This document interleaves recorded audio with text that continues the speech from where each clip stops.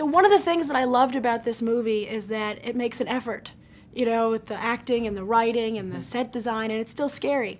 Why do you think that's such a surprise in the genre today? I don't know. I mean, I do think horror fans are starved for quality. I think this genre over the last few decades has sort of been marginalised. You know, for a while there were really big name, established, respected directors making horror films like Roman Polanski and Stanley Kubrick, but sometime in the 80s, sometime around the advent of VHS, it became kind of this a bit of a lonely park, the horror genre. And now in the internet, it even became worse because now everybody's making things with ketchup in their kitchen. Yeah, and exactly. The bloody. So suddenly there's quality that reappears. Yeah, there's sort of been a cheapening of it, and every once in a while, a great horror film will still come out. In a lot of ways, I feel like other cultures around the world respect the horror genre a lot more than Hollywood does.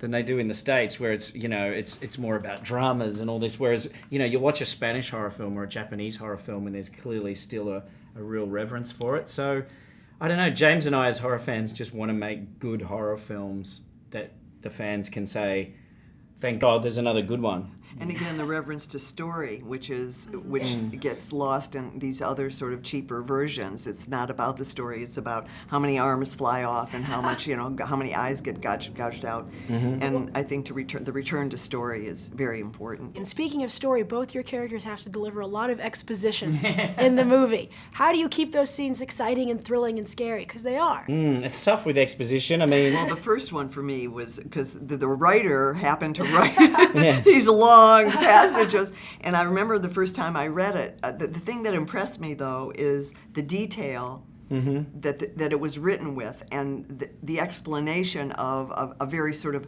difficult storyline is explained very beautifully in Leigh's writing.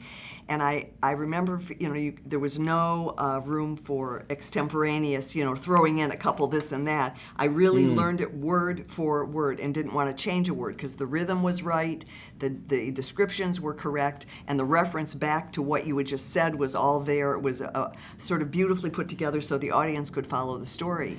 And then my job was, I hoped I could make it seem that it was personally invested, that there was a reason that Elise cared about this. It wasn't just giving information.